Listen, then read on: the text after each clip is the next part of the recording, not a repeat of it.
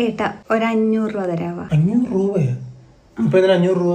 അത് പിന്നെ അനിയത്തിയുടെ കൊച്ചിന് എന്തെങ്കിലും വാങ്ങിച്ചു കൊടുക്കാൻ. 500 രൂപ കുറഞ്ഞൊന്നും മേടിക്കാൻ പറ്റത്തില്ലേ? 100 രൂപ ഒന്നും കിട്ടത്തില്ലേ? 100 രൂപക്കൊക്കെ എന്ത് കിട്ടാനേട്ടാ? അതല്ലേ 2 മാസം മുന്നേ ഒരു 500 രൂപ നീ മേടിച്ചായിരുന്നല്ലേ, അതെന്ത് തീർത്താ? അത് അതിനെ കണക്കൊന്നും നീ പറഞ്ഞില്ലല്ലോ. അല്ലേട്ടാ, അത് ഏട്ടൻ തന്നെ എന്റെ അടുത്ത് ഒരു പ്രാവശ്യം 200 മേടിച്ച് പിന്നെ എന്തോ കാര്യത്തിനൊക്കെ. അതൊക്കെ എഴുതി വെച്ചിട്ടുണ്ടോ? നീ എഴുതി വെച്ചിട്ടുണ്ടോ? എഴുതി വെക്കണം. വളരെ കഷ്ടപ്പെട്ടുണ്ടാക്കണ കാശാണ് 500 രൂപ. അങ്ങോട്ട് ചോദിച്ചൊക്കെ 500 രൂപ വെച്ച് 2 മാസം മുന്നേ 500 രൂപ കൊടുത്തതാണ്. അതിനൊരു കണക്കുമില്ല നോക്ക്.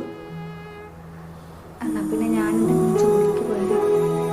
ജോലിക്കും പോകാനുള്ളൊരു കോപ്പിനും പോണില്ല. നീ ജോലിക്ക് ഇവിടുത്തെ കാര്യം നോക്കൂടി.